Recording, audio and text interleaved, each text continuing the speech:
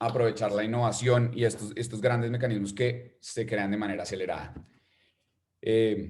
Entonces, denme 2 segundos, ya.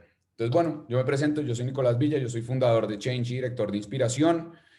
Nosotros somos una compañía que soluciona los retos más complejos de las empresas y estamos creando una comunidad de innovadores dentro del país que realmente se reta y aprende para solucionar estos retos. Nosotros no somos expertos en solucionar temas específicos, sino que convocamos una gran comunidad que realmente se está retando y está haciendo un trabajo muy importante para apoyar a solucionar estos problemas específicos. Hemos sacado más de 10 retos de innovación abierta dentro de nuestra plataforma. Tenemos una comunidad de más de 1000 entusiastas. En este momento ya debe ser más de 1200 entusiastas.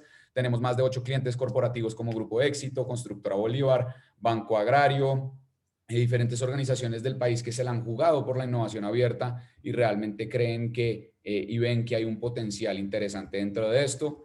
Y hemos tenido una tasa de 100% de solución de éxito. Y bueno, les presento a Michelle Martínez. Michelle Martínez es founder de Connector y yo creo que Mich te presentas mejor que yo. Entonces, dale, tranquila.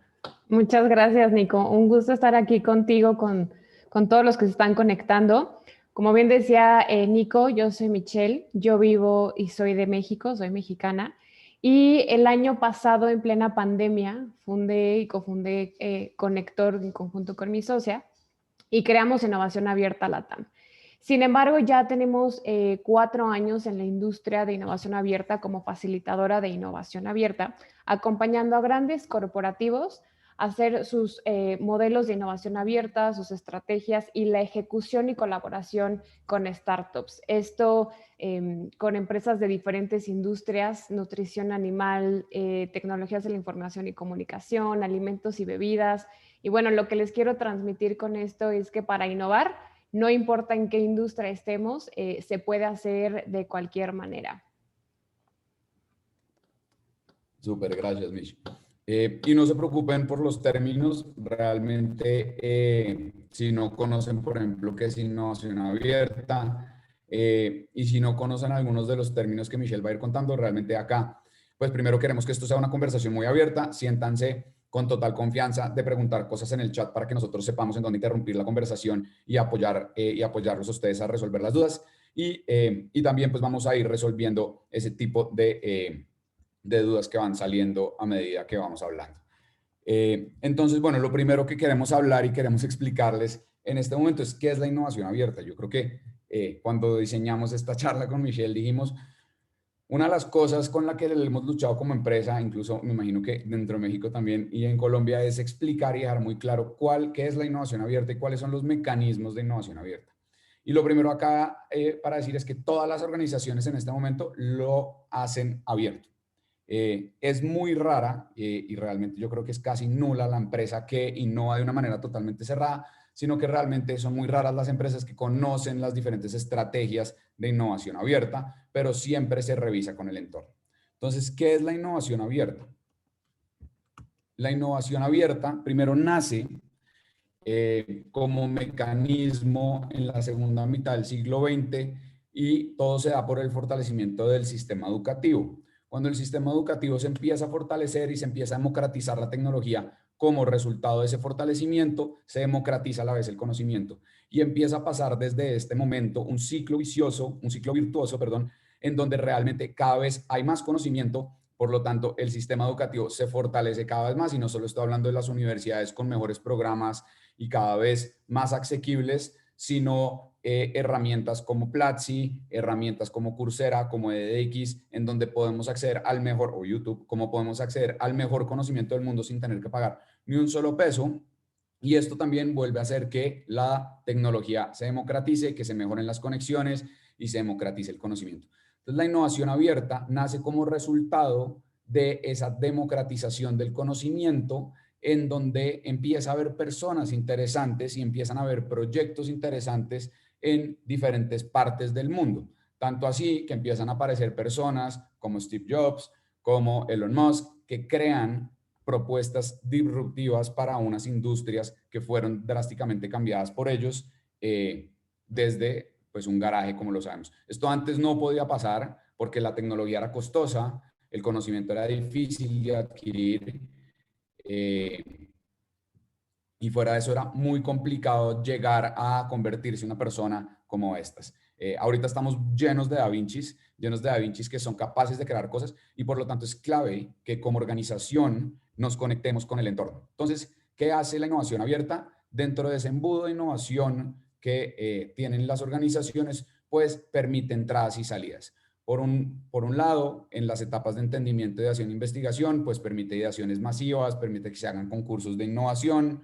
Por el otro lado, en definiciones de modelo de negocio, permiten que se compren startups, que se hagan alianzas con startups o que se hagan spin-off en donde yo pruebo el mercado con otra empresa diferente. O también que yo juegue con diferentes mecanismos, sobre todo con aliados estratégicos como las universidades, el gobierno, para acelerar la innovación. Y bueno, Mish, yo creo que también vale la pena que tú nos cuentes cuál es tu definición de innovación abierta. Seguramente es un término bastante amplio. Y yo quiero que entremos acá en este momento. ¿Cuál es el mecanismo que ustedes usan en Conector de Innovación Abierta? Y nosotros explicamos el nuestro. Perfecto, Nico. Como tú dices, hay diferentes posturas en cuanto a la innovación abierta, pero lo que me gustaría compartirles es desde la perspectiva corporativa. ¿Por qué los corporativos están teniendo y creando mecanismos de innovación abierta? Es con un objetivo muy puntual, con acelerar sus procesos de innovación. Entonces, cuando hablamos de innovación abierta, estamos diciendo que buscamos ideas externas, básicamente es abrirnos a terceros. Y entonces un corporativo que tiene sus propias áreas de I+D, de investigación y desarrollo, de research, al final del día necesitan agilizar esos procesos y entonces voltean a ver al exterior a emprendedores que lo están haciendo muchísimo más rápido, muchísimo más eficiente y ágil, y con diferentes objetivos. El corporativo en algunas ocasiones quiere hacer mejoras continuas en sus procesos y entonces estamos viendo innovación incremental, ¿no? Que es ir mejorando poco a poco los procesos. Y en otras ocasiones los corporativos quieren salirse de la caja y hacer y crear nuevos modelos de negocio que no tienen nada que ver con su core de negocio. Pero para eso se están apalancando de estas startups, de estos emprendimientos o emprendedores que ya lo están haciendo allá afuera, que lo están haciendo de forma muchísimo más rápida y muchísimo más ágil. Entonces, si yo pudiera resumir qué es innovación abierta, es abrirse a terceros para poder acelerar los procesos de innovación cuando estamos hablando desde la perspectiva de un corporativo. Totalmente. Y acá hay algo muy importante, más allá de la historia de la democratización del conocimiento, y por qué salen estos mecanismos de innovación abierta, y creo que empiezan a nacer y empiezan a fortalecerse con esto, pero hay una parte muy importante que lo dice Michelle en este momento, y es el intraemprendimiento ha empezado a fallar. Y ha empezado a fallar, ¿por qué? Porque realmente la carga de tiempo que tenemos los funcionarios en la operación está muy elevada. Y eso hace que normalmente cuando vemos empresas como Google que dicen, uy, le dedicamos el 20% del tiempo a la innovación, eso es súper, eso lo puede hacer Google, pero la mayoría de las organizaciones o las corporaciones, como las llama Mish, realmente no tienen esa capacidad. Y lograrlo requiere mucha organización, requiere un liderazgo realmente centrado en innovación, y normalmente nos pasa que los empleados o los funcionarios dicen, sí, yo le dedico el 20% de tiempo a la innovación, pero realmente le dedican el 10%. ¿Sí? Bueno, póngase a hacerlos cuando quiera, pero hágalo.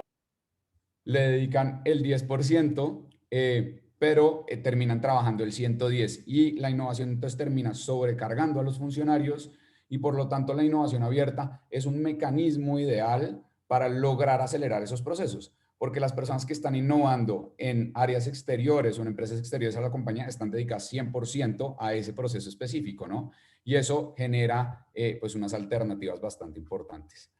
Vamos a entrar entonces, y ya acá le doy toda la palabra a Mish para que nos cuente cuál ha sido la historia de innovación abierta en México, y realmente cómo se ha hecho todo esto, en qué están y qué viene a futuro en innovación, y vamos a estar conversando sobre lo que vivimos acá en Colombia, que incluso también conoces, sobre todo en Medellín, entonces va a ser bastante interesante para los que estamos en Bogotá conocer cuál es esa perspectiva que tiene una persona extranjera sobre el ecosistema de Medellín. Nosotros vamos a contar un poco sobre lo que vivimos en Bogotá, sobre lo que hemos visto de Medellín, entonces vamos a tener diferentes perspectivas de cómo vivimos la innovación abierta.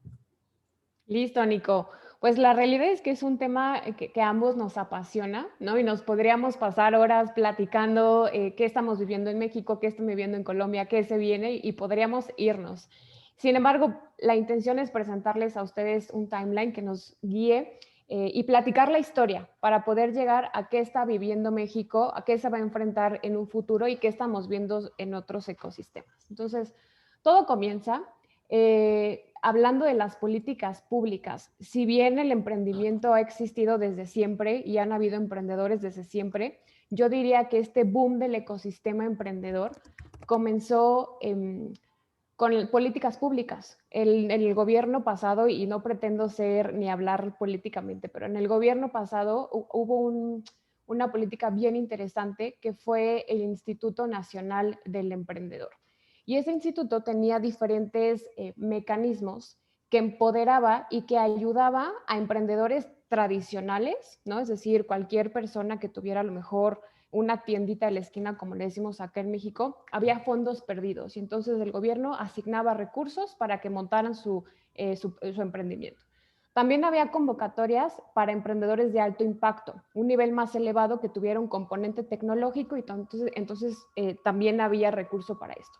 Y a partir de ello empezaron a crearse aceleradoras, incubadoras, fondos mismos que estaban apostándole por el emprendimiento, consultorías.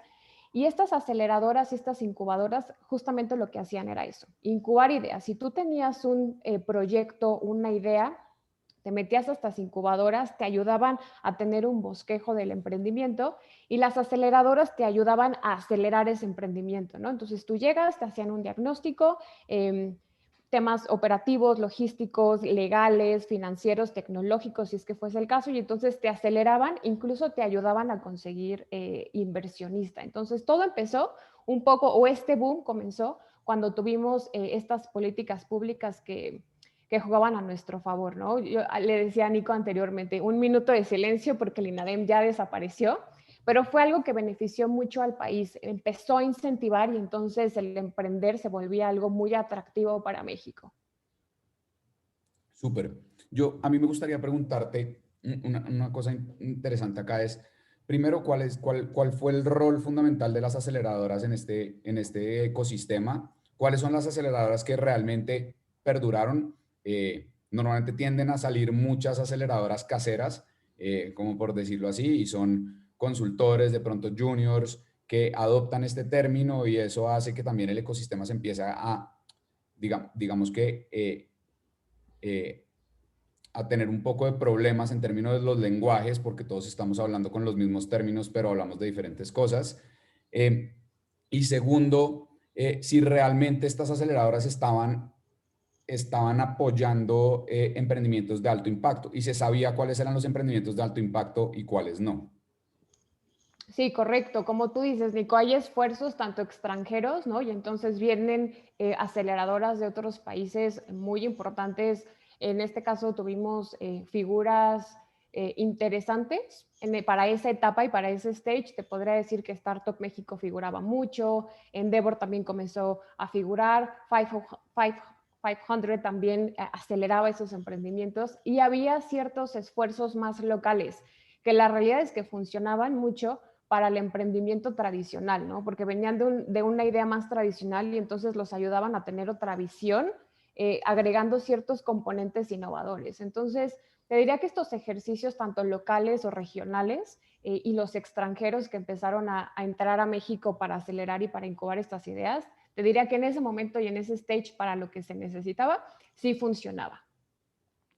Súper. Yo imagino que cuando te refieres a los emprendimientos tradicionales versus los emprendimientos de alto impacto, te refieres a un emprendimiento tradicional que no es escalable versus los emprendimientos que vemos escalables que adquieren una participación en el mercado a una velocidad bastante alta, ¿no?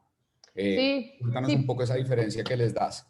Cuando hablamos de un emprendimiento tradicional, es un emprendimiento que no tiene un componente disruptivo o un componente tecnológico o algo novedoso, ¿no? Es algo que pudiéramos encontrar, incluso que no pueden llegar a tener temas diferenciadores, no sé, una empresa o un emprendedor que tiene su fábrica de galletas, entonces estas incubadoras y estas aceleradoras justamente los apoyaban a identificar cuáles eran esos componentes diferenciadores. Y cuando hablamos de emprendimientos de alto impacto, encontramos estos componentes disruptivos que pueden llegar a ser muy escalables y que pueden llegar a tener cierto nivel tecnológico que los convierte en esta parte disruptiva de ciertas industrias. Que digo, más adelante vamos a tocar un poco ese tema, pero aquí es esa parte. La política pública nos ayudó mucho, destapó el ecosistema y si quieres darle a la siguiente, Nico.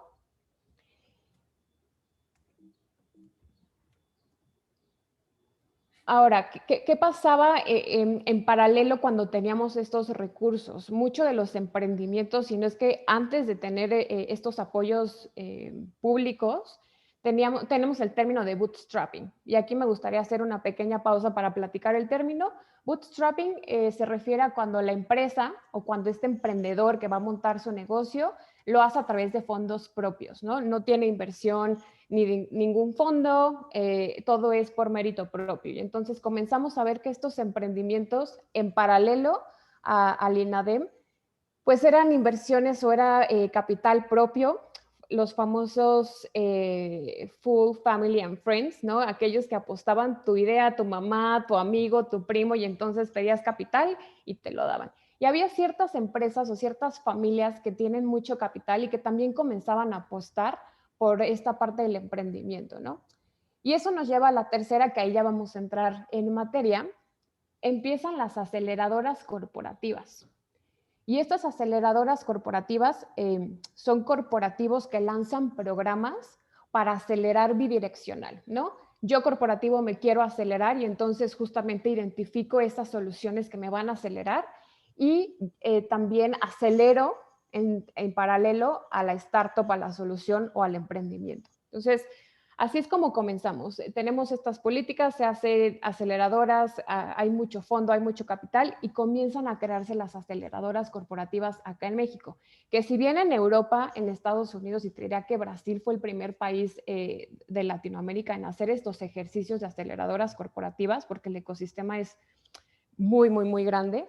Aquí en México, ¿quién lo hacía? Tenemos dos perfiles y vamos a empezar a identificar a corporativos con el perfil innovador, que son corporativos globales, transnacionales, muy grandes, que ya si bien, por ejemplo, ya tienen sus áreas de I+D, tienen sus áreas de research, tienen sus áreas de innovación, pues son aquellos que comienzan a ver estos ejercicios de cómo puedo acelerar los procesos a través de startups. Entonces, este perfil innovador comienza a colaborar con startups. Ahora, una startup, como bien saben, es una empresa de reciente creación que tiene este componente tecnológico. Entonces, las aceleradoras corporativas, más allá de ver a los emprendimientos tradicionales, comienzan a ver a los emprendimientos de alto impacto, ¿no? Que vamos a estar refiriéndonos a ellas como startups. Y entonces, ¿qué buscaban estos corporativos? Buscaban nuevas ideas, nuevos productos, mejorar los procesos, pero realmente no tenían una tesis bien definida. Era algo muy nuevo que estaban haciendo acá en México. Entonces, me atrevo a decir que todo era más también por un tema de brand awareness y decir, yo colaboro con startups y soy muy cool y tengo toda mi campaña de colaboración con startups y comienzan a relacionarse con el ecosistema. Y no los juzgo, la realidad es que era algo muy nuevo en ese entonces. Entonces, dicho esto, tener definido la tesis y saber qué voy a hacer con la startup, digamos que era muy temprano para saberlo. Y por eso decimos que eso nos lleva un poco al teatro de la innovación, que es el siguiente punto. Pero ahí, Nico, ¿qué opinas de esto? Bueno, primero es interesante porque casi que este ciclo se vive dentro de cada organización. Nosotros en Colombia tenemos grandes organizaciones que le apuntan fuertemente a la innovación y han pasado como por todo este tema. Desde incluso pasar por un boom del ecosistema en donde empezó a nacer el emprendimiento de una forma bastante rápida. Después pasa por un bootstrapping en donde en verdad empiezan a nacer proyectos de las uñas dentro de las organizaciones y por fuera de las organizaciones y se buscan recursos como muy a corto plazo. Acá los llamamos como las 3 Fs. Bueno, acá también está, es Fools, Friends and Family. Y son estas personas que le creen a uno las ideas que tiene, que le creen los proyectos y que empiezan a apoyarlo. Las Family Office, por ejemplo, acá en Colombia, las Family Office, para los que no saben, son oficinas normalmente que le manejan el capital a familias con mucho dinero, y estas familias normalmente pues este capital o este portafolio de inversiones se distribuye en diferentes cosas, en el sector real, en uno o el otro. Las Family Office, por ejemplo, en Colombia no se han metido tanto a trabajar con startups, pero está empezando a pasar. Y creo que las aceleradoras corporativas sí son un ejemplo interesante en Colombia. Grupo Bolívar lo tenemos como un gran ejemplo con sus alianzas como Rappi, 100 Cuadras, y otras marcas con las que realmente han hecho exploraciones, incluso Laika. Tenemos a Guaira de Telefónica, y hay diferentes empresas, organizaciones grandes, sobre todo holdings, que están empezándose a meter y a buscar cómo buscar estas alianzas. Y lo buscan de dos formas. ¿Sí? Por un lado, explorar territorios que ellos no tienen explorados, como lo podría hacer Davivienda con blockchain, y también buscar que si en algún momento hay una amenaza clara por blockchain, pues ya tenga una mano allá metida, ¿no? Y por lo tanto mi negocio no está tan altamente, digamos, amenazado. Pero sí, también terminamos en algo que nos pasó acá en Colombia y que le sigue pasando a muchas de las compañías, y es que la innovación se vuelve un teatro. Y estamos en unos eventos súper bacanos. La gente empieza a gastar muchísimo tiempo en innovación, pero sin resultados. Y eso se debe a que realmente las primeras fases de la innovación, sobre todo la fase de prototipado, ideación y pitch, son súper bacanas, todo el mundo las ama, y logran hacer un muy buen show, pero la parte realmente difícil está detrás. Cuando yo ya termino la ideación, tengo una gran idea y me voy a salir al mercado, voy a probar tracción, ahí es donde como emprendimiento, como empresa, como intraemprendimiento, empiezo a sufrir, porque normalmente el mercado no se comporta como yo supuse.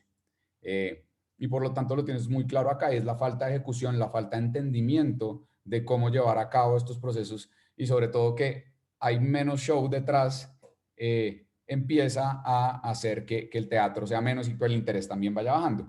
Y es algo que vamos a hablar después, y es esa curva de la depresión en donde la gente se mete, y muy pocos emprendimientos logran salir de eso, ¿no? Emprendimientos o emprendimientos. Pero bueno, chévere que Correcto. nos cuentes cómo se vivió ese teatro de la innovación en México. Correcto, Nico. Como les decía, la realidad es que los corporativos que estaban haciendo estos ejercicios con startups era algo muy nuevo. Entonces, no tenía muy bien tangibilizado qué es lo que estaban buscando. Y como les decía, era exposure y era explorar el ecosistema y sí relacionarte con algunas startups y llegar a colaboraciones de cliente-proveedor, ¿no? La mayoría de ellos. No había tanto riesgo y entonces falta de ejecución, porque si bien las áreas de innovación podría resultar sencillo generar innovación, pero ¿qué pasa cuando lo quieres permear hacia la corporación? Ahí se empieza a colapsar todo. Entonces, como no llegaban a esa fase de una buena ejecución, de hablar con las áreas, no había los resultados. Y tú no me dejarás mentir, pero cuando hablas de innovación, el board lo primero que te pregunta es, ¿qué vamos a ganar? ¿Cuánto vamos a ganar? ¿Y cuándo vamos a ganar eso? Entonces, la mentalidad del board era querer tener resultados a corto plazo y decir, ok, está bien, colaboremos con startups, pero si no es a corto plazo, entonces no, si los resultados no son a corto plazo, no tiene sentido. Entonces aquí es cuando hablamos un poco de ese teatro de la innovación, que si bien ayudó para un tema de exposure y para un tema de explorar el ecosistema, no llegábamos a tangibilizar realmente la colaboración y este win-win de las startups. Entonces, eso fue un poco el cómo se vivió de este lado, evidentemente con todo el expertise y decir, bueno, ya lo hicimos en el ejercicio 1. En el ejercicio 2 ya tengo todo ese aprendizaje. Entonces, así fue como se ha ido profesionalizando, por así mencionarlo, estos modelos de innovación abierta y queremos desprendernos del teatro de la innovación y poder llegar a ejecutar y a tener muy tangible los resultados de la colaboración con emprendedores. A nosotros nos encanta traducir todo en historias. Creo que además es como que convierte las cosas mucho más fáciles y mucho más claras. Incluso a todos muy invitados a ver un podcast que tenemos que se llama Los que lo intentaron y no murieron en el intento, y los que lo intentaron y murieron en el intento. Y chévere que nos cuentes un poco incluso de esas historias de los que lo intentaron en estas aceleradoras corporativas y no murió en el intento y lograron hacer alianzas estratégicas importantes? ¿Y cuáles de pronto tienen unas lecciones aprendidas importantes que valga la pena contar para que tampoco pues sepamos y no las volvamos a cometer acá?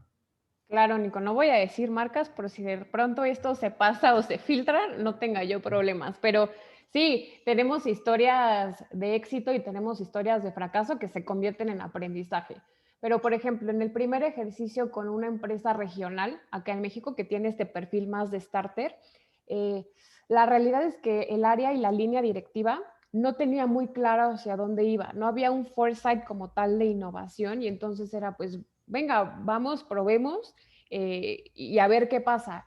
Y se tradujo eso en resultados de colaboración, nada más de cliente-proveedor, pero como no había un entendimiento como tal de la línea directiva, más bien había cierto rechazo y miedo de decir, vienen estos emprendedores y me van a tumbar la industria, ¿no? Me van a tumbar a mí y se van a convertir en competidores. Entonces, el primer aprendizaje es ese, si la línea directiva no está, alineada y de acuerdo a arriesgarse y a tener este mindset transformacional, seguramente no va a tener éxito la iniciativa, ¿no? Eso por una parte. Ahora, otra historia a lo mejor de éxito que pudiera ser, tenemos una corporación, o bueno, estuvimos colaborando con una corporación que si bien no era tanto exposure lo que ellos buscaban. Ves que estos corporativos de pronto hacen, que ojo, no está mal, creo que funciona para temas mediáticos, pero hacen unos eventos tipo Shark Tank y dan premios y dan dinero y dan budget, que eso está muy bueno, pero esta corporación lo mantiene más petit comité. Y entonces ellos empezaron a articular a todas las áreas y a partir de ello, de esta articulación y decirle no nada más a la línea directiva, sino a las áreas, oye, vamos a colaborar con las startups porque un startup no es igual que un proveedor. Entonces, esa sensibilización de la corporación a todas las áreas permitió que esta corporación pudiera llegar a tener incluso inversiones en las startups. Entonces, ese aprendizaje, el del fracaso es, si la línea directiva no entiende por qué estar colaborando con startups, seguramente va a haber fracaso. Y la segunda, bien importante, que más adelante vamos a mencionar, si las áreas no están articuladas y no entienden que es esta falta de entendimiento de qué es una startup, por qué una startup, por qué no tratarlo como proveedores, no te va a sustituir, al contrario, te va a ayudar a agilizar y a darte valor.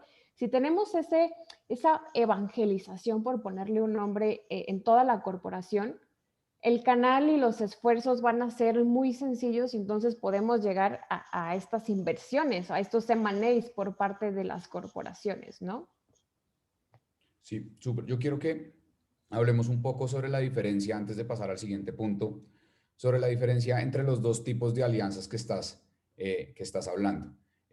Como para que lo tengamos muy claro, tenemos una gran organización de un lado, tenemos una startup del otro, una startup o un emprendimiento. Un emprendimiento normalmente en etapas muy tempranas, en donde hay sufrimiento de caja, donde realmente está terminándose de armar sobre todo la parte administrativa, la parte contable, y hay un crecimiento acelerado también, ¿no? Pero bueno, hay dos tipos normalmente de alianzas. Una, que es más la alianza que tú hablas, que no es estratégica y es alianza cliente-proveedor, en donde yo simplemente estoy buscando que ellos provean un servicio por mí o me produzcan un producto y simplemente pues como que suplo esto, pero no los trato como una alianza estratégica. Y hay otra alianza, que son alianzas más estratégicas, en donde yo estoy buscando llenar un vacío que tengo como negocio o explorar nuevos modelos de negocio, ¿no? Entonces, chévere que nos cuentes un poco cómo ves tú esa diferencia y además creo que cómo sufren las startups cuando los tratan como proveedores también es interesante que lo hablemos. Sí, claro. Y de hecho hay diferentes tipos de colaboración, ¿no? Para platicarles. Una vez que el corporativo y la startup están colaborando, el output final, la colaboración, tiene diferentes escenarios. Y entonces el primero y el más sencillo es esta alianza cliente-proveedor. Yo voy a contratarlo y va a ser entonces únicamente ni eres mi empleado, ni voy a traer talento, simplemente te voy a estar contratando por un servicio que tú me vas a estar dando. Que no está mal. La realidad es que hasta para hacer la contratación de estas startups, el corporativo no creas que es tan sencillo. Los quiere tratar como proveedores y les quiere pagar a 130 días. Entonces, aunque tengan esta colaboración de cliente-proveedor, aún así por detrás deja mucho aprendizaje y el corporativo está entendiendo cuál es la naturaleza de una startup. Entonces, esa es la primera colaboración, cliente-proveedor. La segunda pueden ser algunas alianzas estratégicas o comerciales como un JV, ¿no? En donde ya de cara comercial, los dos tienen algo que darse de valor y entonces tienen un win-win, sobre todo financiero y comercial. Hay ciertos revenues que comparten, ¿no? Y ese también se puede entender que es un tema más comercial. Entonces tenemos proveeduría, tenemos JVs, tenemos co-creación, que este está en auge y también lo vamos a platicar más adelante, pero se conoce como Venture Builder o como una co-creación, en donde hay tanto conocimiento por parte de la startup y hay tanto conocimiento también por parte de la corporación que se co-crea en conjunto. Hay una co-creación, se comparte la propiedad intelectual y algo que no tenía en el radar la startup ni el corporativo, al final le entregan una propuesta de valor bien interesante y entonces esa co-creación ya ellos deciden cómo la comercializan, de quién es la propiedad intelectual, cuando se vende, si se vende para el corporativo o para externos o para la competencia, pero aquí es la co-creación y el compartir conocimiento. Entonces llevamos proveeduría, JV, Venture Builder o co-creación. Sí. Este que estás hablando, por ejemplo, para que todo el mundo le quede claro, es una alianza como la que hizo Rappi con DaviPlata, en donde DaviPlata puso todo su sistema financiero y Rappi pone pues esa capacidad de tener clientes, ¿no? Y lograron montar RappiPay, lograron montar DaviPlata, que ya existía como producto, pero lograron darle fuerza a los dos en conjunto. Sí, te platico yo un ejemplo acá en México con una empresa global de higiene y salud. Ellos están enfocados justamente en higiene y entonces tienen como segmento el de adulto mayor a través de pañales para la incontinencia, ¿no? Y encontraron una startup que tenía una plataforma muy buena de limpieza doméstica. Entonces tú te metías a esta plataforma y si querías que te hicieran el aseo en tu casa, pues apartabas el horario, el lugar y demás.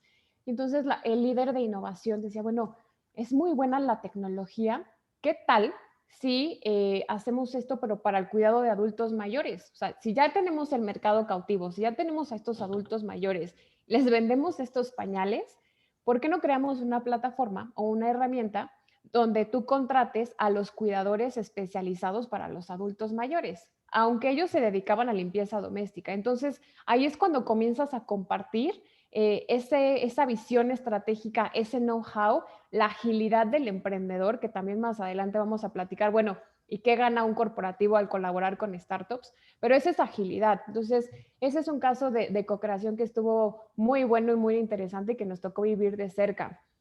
Después, otro mecanismo de colaboración que existe es la inversión o la adquisición. Y la inversión es también todo un mundo y es súper interesante, pero es cuando el corporativo justamente hace el financiamiento a estas startups. Es decir, les inyecta capital y tiene un porcentaje de la startup. Y a partir de ello, la intención es que también haya de por medio smart money, ¿no? Que no nada más sea necesito capital y me inyecta, sino bueno, te doy dinero, te doy capital, tú me das un porcentaje de tu empresa, pero eso nos compromete a compartir riesgos y nos compromete también a ir con todo para adelante. Entonces, es un mecanismo que ese sí se está utilizando también principalmente en Estados Unidos, pero aquí en Latinoamérica los corporativos comienzan a crear sus propios fondos de inversión, de capital de riesgo, porque al final estás apostando a la incertidumbre, pero si le pegas, ganas.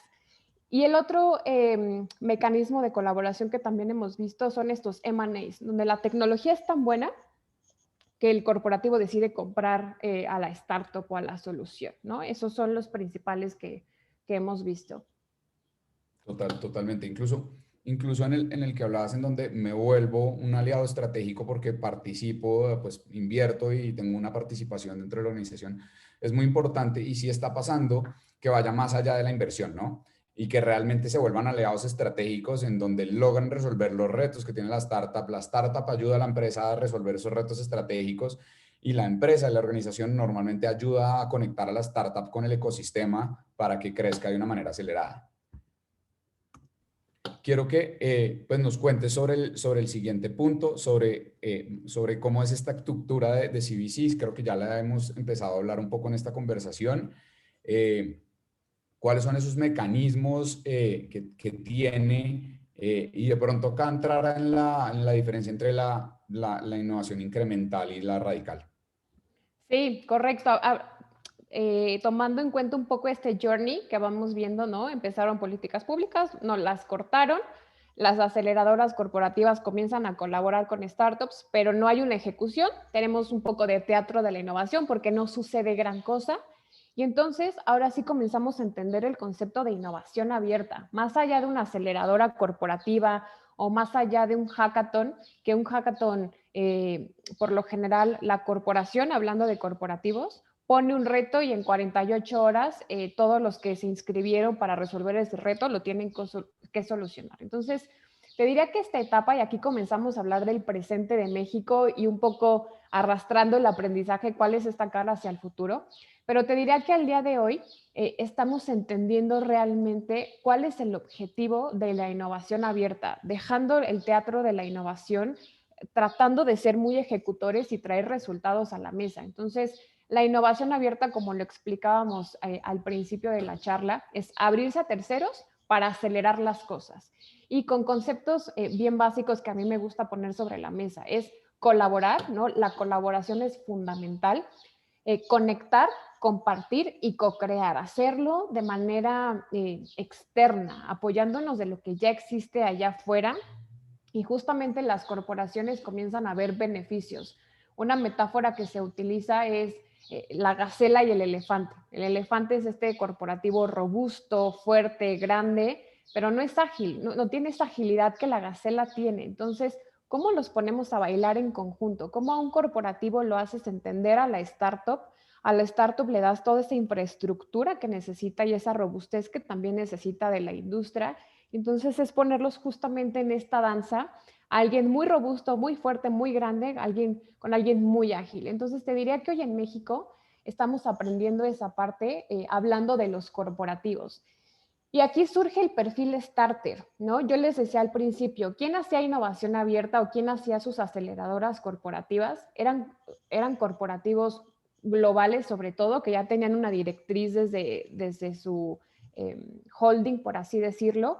Pero hoy en México también empieza el perfil starter. Entonces, no es el innovador, pero ya comienzan estas empresas tradicionales o estas grandes empresas en México que tienen más de 30 años en el mercado y que comienzan ellos también a querer subirse y entender bueno, si lo está haciendo, no quiero decir marcas, pero si lo están haciendo estas empresas tan grandes, tan globales, ¿por qué no lo podemos hacer nosotros? Y aquí es donde entramos los facilitadores de la innovación.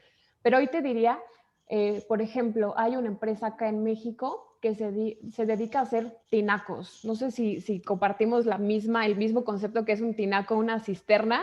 Es una tarja, un tambo, una super cubeta de depósitos de agua para el consumo en casas. Un tanque, exacto. Entonces, tanque de agua. Tanque de agua. Bueno, en México es cisternas o tinacos, pero es un tanque de agua hecho de plástico, de resinas de plástico que además son súper contaminantes. Entonces, tú dirías, bueno, ¿y qué tiene que esta empresa que innovar? Hoy se están diversificando y hoy están creando todo un hub que tenga que ver con el agua, sea para consumo humano, sea para riego, sea para las casas. Entonces, te diría que estos corporativos o estas empresas que apuntan hacia ser corporativos comienzan a ver la innovación y comienzan a crear modelos de innovación abierta. Entonces, este perfil está saliendo, se convierte en un acelerador cultural interno. Y aquí, para que un modelo de innovación funcione, necesitamos que las áreas se suban, que las áreas administrativas, legales, de producción, planta, logística, entiendan estos conceptos para que sea muchísimo más sencillo y para que realmente haya resultados a través de ellos, ¿no? Y entonces vamos a hablar un poco de la innovación incremental y radical. ¿Qué está pasando acá en México? Un poco del teatro que teníamos anteriormente es que las innovaciones que se hacían eran pequeñas. Era, bueno, yo hoy lo hago en Excel, ¿no? Y hoy lo hago en mis notas en lápiz, entonces traigamos tecnologías que puedan digitalizarnos, ¿no? Y eso era la innovación. Pero hoy los corporativos se están dando cuenta que necesitan también apostarle a aquellas innovaciones radicales, a salirse de la caja. Si tú te dedicas a la industria de bebidas, de alimentos, pues entonces también comienzas a ver la industria fintech, ¿no? Porque al final para allá vamos todos. Entonces es esta diversificación y este entendimiento. Yo lo que les digo a los corporativos, ninguna es la mejor y ninguna es la peor. Ambas se necesitan. La innovación incremental te va a estar ayudando a constantemente mejorar y la innovación radical te va a dar mucha competitividad. Entonces, eso nos estamos enfrentando acá en México, a corporativos tradicionales que no habían hecho innovación, que hoy están dispuestos a hacer innovación abierta a través de startups y emprendedores y que ya no nada más hacen mejoras continuas, sino que ya le están apostando por cosas muchísimo más disruptivas. Y también a los retornos estratégicos. Como decíamos al principio, antes el board te decía, ¿cuánto cuesta eso? ¿Cuánto me va a traer de retorno y cuándo? Y hoy los corporativos están más flexibles a entender que la innovación también es un tema más estratégico, que es más a corto plazo, perdón, a mediano o largo plazo. Hoy platicábamos con una empresa chilena y nos decía que para ella la innovación abierta era este portaaviones, ¿no? Donde el corporativo es el portaavión y entonces es súper lento para dar vueltas, pero tiene a estos aviones que son las startups y entonces tiene que dejarlas ir, tiene que lanzarlas y saber que en algún punto cuando regrese es porque va a traer sí dinero, pero también algo y expertise estratégico. Entonces a eso nos estamos enfrentando acá en México, Nico. Total. Hay varios puntos interesantes. El primero, nosotros también cuando hablamos y hacemos este símil entre la organización, un animal o el elefante, lo comparamos con un barco. Y nosotros vemos que hay diferentes tipos de innovación también dentro del barco. La primera son esas innovaciones que me quitan peso encima. Que son estas innovaciones que paso a automatizar el Excel, que de pronto hago este proceso un poco más sencillo, que elimino este otro, que hago uno, que hago lo otro, que trato mejor a mis clientes, que mejoro mi experiencia del cliente. Hay otras innovaciones que están realmente pensadas en cambiar el mástil, ¿no? Entonces voy a cambiar el core y voy a permitir que esto vaya para otro lado. Y hay otras que son esos barcos que van saliendo y que van cogiendo y explorando otros territorios para ver qué encuentran por ahí. Acá hay un libro muy interesante que vale la pena que todos lean, se llama Organizaciones Exponenciales. En el libro hablan de las diferentes estrategias que se deben tener para convertirse en una organización exponencial, en una organización que tiene la capacidad de transformarse. Dentro de ellas hablan de las alianzas que habla Michelle y es este elefante con esta gacela. Entonces, esa alianza estratégica se debe dar porque la gacela me va a dar velocidad, pero también del portaavión que yo dejo ir y que yo dejo explorar. Incluso hablan de un término muy interesante y es yo creo el equipo, y lo llaman como el equipo SWAT, ya no recuerdo el término concreto que le ponen dentro del libro, pero es el equipo que trata de acabar el modelo de negocio del elefante, del portaaviones o del barco, como lo quieran poner, pero es un equipo que está dedicado a acabar con el modelo de negocio actual. Y es un equipo que busca disrupción completa. Y es una cosa muy, muy interesante lo que proponen de este libro. Y creo que sería algo muy, muy interesante que pocas empresas acá en Colombia, yo creo que no conozco la primera que haya hecho este ejercicio de decir, bueno, voy a crear un equipo que esté dispuesto a acabarme como empresa. Y obviamente, pues uno lo financia y si logra acabar como empresa, seguramente es que creció más que uno, ¿no? Y que encontró un modelo y está cogiendo una participación en el mercado interesante. Pero sí es bien interesante las estrategias que tienen las organizaciones para jugar con la innovación incremental y radical o disruptiva, como la llaman otros. Nico, sé que este te causa un feeling en especial, que es el intraemprendimiento. Así como hay emprendedores, y de verdad se los digo, todos seguramente tenemos o un hermano, un primo, un amigo, una pareja, alguien que está emprendiendo, ¿no? Y los corporativos también tienen estos perfiles. Si bien no es que levantes una piedra y todos en el corporativo levanten la mano y decir, yo tengo una idea, pero lo que yo me he dado cuenta es que todos los corporativos lo tienen y todas las empresas en general, chicas, grandes, medianas, tienen a este perfil que, como bien decía Nico, desafía el negocio. Y entonces son esos incómodos que hay que también, hay una línea muy delgada, pero son estos perfiles incómodos que justamente están diciendo, no, esto no puede seguir así, hay que hacerlo de forma diferente, hay que traer una nueva metodología, hay que implementar esta herramienta. Entonces, acá en México, justamente en este cambio que queremos dar y que queremos hacer, encontramos a estos intraemprendedores, que sí, en muchas ocasiones se puede quedar en una idea, pero justamente ese es el trabajo también de las áreas de innovación o de los facilitadores de la innovación abierta, cómo identificamos a este perfil, cómo los empoderamos para que no nada más se quede en una idea. Hay una empresa en Estados Unidos, no, me voy a acordar del nombre y se los voy a dejar, pero esta empresa lo que hace es literalmente sacarlos de la operación. Si tú tienes una muy buena idea y si tú le estás apostando, ya te la validó el board, te vamos a dar capital, pero la condición es que no puedes seguir operando porque justamente va a llegar a nada, ¿no? Mientras, entre tu operación diaria y tu nueva idea, no vas a solucionar nada. Entonces, esta empresa lo que hace es eso. Cuando identifica a sus emprendedores, forma diferentes células de trabajo y entonces las saca de la operación para que realmente puedan llegar a ejecutar algo.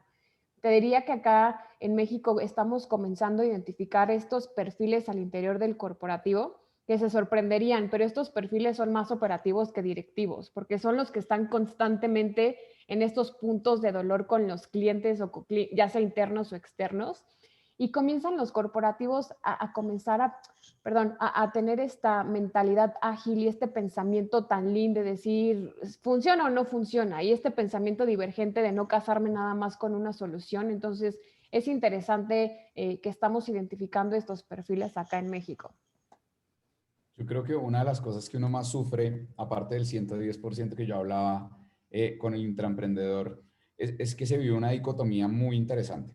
Primero, normalmente el intraemprendedor es muy bueno en su trabajo. Entonces siempre, y yo he tenido varias discusiones en donde en organizaciones decimos, bueno, saquemos a esta persona de la operación porque realmente tiene un potencial muy grande de innovar. Y entran unas discusiones internas muy complicadas donde vamos donde el jefe le decimos, necesitamos a esta persona, esta persona es clave para mi operación. Y normalmente el intraemprendedor también termina siendo clave dentro de la operación. Entonces, no he logrado trabajar con una empresa que logre sacar al 100% a estos intraemprendedores. Me encantaría, porque creo que eso le da una dinámica totalmente diferente a la innovación. Y la innovación es como cualquier proyecto, depende del porcentaje de tiempo que uno le dedique. Es una ecuación así de sencilla. Entre más tiempo le dedique, mejor y más rápido va a salir. Y entre menos tiempo, más lo voy a sufrir, más lento y fuera de eso menos pasión lo voy a meter. Entonces, ahí hay una dicotomía muy interesante porque siempre, y la mayoría de las veces ha pasado, que el intraemprendedor es clave para la operación. Entonces hay que hacerle un sacrificio a la operación y es muy difícil que una organización sacrifique a alguien clave dentro de la organización, pero dentro de la operación. Pero sí conozco empresas en Estados Unidos, sobre todo hay ejemplos interesantes que lo hacen. No debe ser fácil. Sí, no, y te diría, lo ideal es poder identificarlos, no para tanto sacarlos de la operación. Yo creo que las empresas en Latinoamérica no están listas para eso, pero sí están listas para identificarlas y entonces ponerlos como champions o como sponsors cuando colaboren con perfiles, con startups o con emprendedores. Y yéndonos un poco, acelerando, Nico, la conversación, ¿qué sigue pasando en México? El ecosistema se está fortaleciendo. Está creciendo, tenemos empresas unicornio, que son esas empresas que alcanzan cierta valorización ya en el mercado. Y en México tuvimos un caso el año pasado, que es Kavak. Esta empresa que a mí en lo personal me resuelve todos los pains que tengan que ver con los coches, porque he tenido muy malas experiencias, para los que me conocen lo saben. Y Kavak es una plataforma que se dedica a automatizar y hacer muchísimo más amigable la compra y venta de autos usados. Entonces, el año pasado hicieron muy buen trabajo estos chicos y les decía, una empresa unicornio es esta empresa que alcanza una valorización muy interesante en el mercado, aun cuando tiene poca atracción, pero es el valor o la capacidad que tiene para generar valor a futuro. ¿Qué otra cosa está sucediendo? La digitalización de emprendimientos tradicionales. Y acá me gustaría ponerles un ejemplo que hace el gobierno del estado en donde yo estoy, que es Espacio Emprendedor. Va a sonar a comercial, pero lo que quiero rescatar es lo que están haciendo con el emprendimiento tradicional. Entonces, montan estos espacios donde va la señora que hace salsas o el artesano que tiene toda una tradición con sus artesanías y los ayudan a digitalizar el modelo de negocio. Desde temas también de diseño, de estructura, a lo mejor etiquetas cuando estamos hablando de alimentos, pero los montan en una plataforma para comercializar online. Entonces, hoy estamos viendo que hay estos esfuerzos por no nada más estas empresas unicornio, sino también por los emprendimientos tradicionales para llevarlos a otro nivel que tenga que ver con todo el tema de digitalización. Y la migración de startups de Latinoamérica, lo hemos visto, el ecosistema en Latinoamérica es muy rico. No hay que voltear a ver a Estados Unidos, ni a Europa, ni a Israel. En Latinoamérica están sucediendo cosas bien interesantes, algo que nosotras hemos visto a reserva de Brasil, ¿no? Brasil lo vemos como incluso otro país. El ecosistema les diría que ahí el 80% de las empresas ya colaboran con startups, o sea, ya es un to-do. Quien no lo esté haciendo es porque algo está haciendo mal. Pero acá en Latinoamérica, las startups ven a México como un país puente para llegar a Estados Unidos, pero además con un mercado súper rico. O sea, tenemos un mercado inmenso en cualquier industria, o sea, industria de agricultura, industria retail, telecomunicaciones. Entonces, vemos esta migración de emprendimientos de Latinoamérica muy buenos, colombianos, chilenos, argentinos, uruguayos, peruanos, vienen acá en México, entienden el mercado, traccionan con el mercado y después se brincan a Estados Unidos para obtener capital. Y ahora un poco, ¿qué estamos viendo de cara al futuro?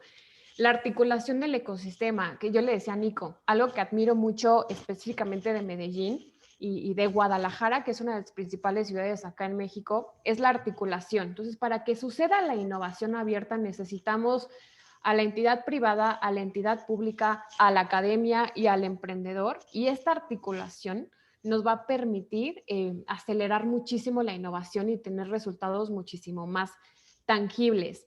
La colaboración cross-industry, esto lo hacen en Colombia y me parece extraordinario, pero se acerca un corporativo de la banca con un corporativo de retail y entonces comienzan a decir el de innovación. Supongamos que Nico es el líder de innovación de la banca y yo soy el líder de innovación de esta empresa retail. Digo, Nico, tengo este desafío, ¿qué has hecho tú? Y entonces se empiezan a compartir y a tener estos desafíos cross-industry, donde comenzamos también a compartir las soluciones y los problemas. Algo que se viene, bueno, que está pasando en Europa, no sé si aquí estemos listos, pero es la colaboración entre competidores, esta competición. Entonces, los corporativos de las mismas industrias, por ejemplo, una refresquera, no sé, hablando de dos competidores muy fuertes acá en México, imaginémonos que entre ellos crean todo un hub para la industria, traen startups y entonces son los número uno en esa industria. Es algo que ya está pasando en Europa, les decía, está apenas explorándose en Estados Unidos. Creo que en Latinoamérica no estamos listos, pero es a lo que está sucediendo en temas de innovación abierta. No nada más me abro a startups, a emprendedores, a universidades, a terceros. Me abro a mi competencia y entonces solucionamos en conjunto problemáticas. Hasta aquí, Nico, no sé, dime. Nosotros tenemos iniciativas bien interesantes de eso. Antes, para terminar, yo trabajé en el sector construcción durante varios años, en innovación. La Camacol, la Cámara de Comercio y Construcción, tiene iniciativas muy interesantes. BIMForum, por ejemplo, que es la digitalización de toda la construcción y de todo el diseño. Son iniciativas conjuntas entre todas las grandes constructoras del país e incluso entre las cementeras y entre diferentes sí, competidores. Y se han creado dinámicas ahí bien interesantes. Realmente todavía no se llega a esa colaboración en donde comparto cosas del core, pero sí comparto cosas que me van a hacer más eficiente y son estos proyectos de innovación incremental que van a lograr hacer algo. Antes de terminar, yo quisiera preguntarte si acá hay emprendedores acá, o personas con empresas o organizaciones grandes, ¿cuál sería ese primer paso que tú les dirías que deberían hacer para empezar a explorar la innovación abierta? Sí, mira, hablando de corporativos o corporaciones, es salirnos del corporativo. De verdad, no saben lo dañino que puede llegar a ser estar en esta ceguera de taller y estar haciendo las cosas de la misma forma. Entonces, para las corporaciones hay que abrirnos, hay que empezar a ver qué está pasando, meternos a pitch days. Hoy que todo es digital, es súper sencillo estar mapeando diferentes dinámicas. A las startups o emprendedores les diría también hay que buscar, hay que tocar puertas, algo que llama mucho la atención de los corporativos es el ímpetu que tienen o este mindset que tienen los emprendedores. Los corporativos de verdad nos han llegado a decir, no me importa si la tecnología no funciona, no me importa si la tecnología al final no sirve, pero si el perfil, si el emprendedor tiene todo ese punch para desafiarme y decirme que tenemos que hacer las cosas de forma diferente, yo quiero trabajar con ese emprendedor. Entonces, a los corporativos salgan, cuestionen todo el tiempo lo que están haciendo. Seguramente hay alguien allá afuera que lo está haciendo más rápido y muchísimo mejor. Y a las startups o emprendedores les diría, hay que seguir, mantenerse, mucho foco, tocar puertas. El no ya lo tenemos, pero hay mucho aprendizaje en esos no. Entonces, el perfil o lo que ven las corporaciones muy atractivo en colaborar con externos, justamente va más a perfiles y a la persona que a la tecnología per se. Súper, Mish, mil gracias. Sí, yo creo que es clave acá que tengamos muy en cuenta que el intraemprendedor, y muchas veces de lo que buscamos en el intraemprendedor es que se cuestione, que logre levantar la mano y decirme, no, por acá no es. Y yo creo que una de las cosas, muchas veces damos charlas en las organizaciones en donde tratamos de motivar a la gente a convertirse en innovadores y a explorar el intraemprendimiento. Y nos dicen cuál es el primer paso, y el primer paso es levantar la mano y decir, estamos haciendo las cosas mal. Por acá no es, el Excel que estoy montando todos los días, nadie lo ve, entonces por favor dejemos de hacerlo o hagámoslo de otra forma para que realmente agregue valor a la organización, y va desde todos los roles de la organización. Y los jefes, los directivos, los VPs e incluso el presidente agradece muchísimo a esas personas que levantan la mano y se vuelven esos inconformistas que están buscando diferentes tipos de soluciones. No el que se queja, sino el que realmente llega con una queja, pero también con un plan y dice, yo me quiero meter a arreglar esto, ¿no? Bueno, quiero dar las gracias a todos. No les quitamos más tiempo porque dijimos que era de 5 a 6. Acá nos podríamos quedar hablando bastantes horas más. Pero bueno, muchísimas gracias. Tienen nuestros datos de contacto acá. Síganos en LinkedIn, somos bastante activos. Ambos sigan a innovacionabiertalatam.com, que también es el blog que tiene Connector, en donde están hablando bastante de innovación abierta y de todo el ecosistema que se está viviendo allá. Y bueno, también a Change en redes sociales y a mí. Muchísimas gracias a todos y Mitch, muchísimas gracias por estar acá. A ti, Nico, sé que están surgiendo algunas preguntas de verdad en las redes, tanto de Change como en las de Conector o Innovación Abierta al TAM. Déjenlas, les prometo que las vamos a resolver.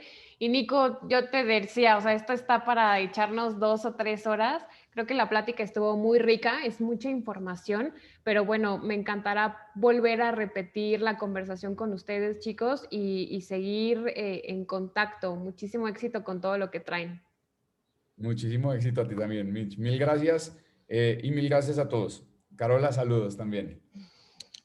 Gracias, chicos. Nos Chao. vemos. Gracias. Chao.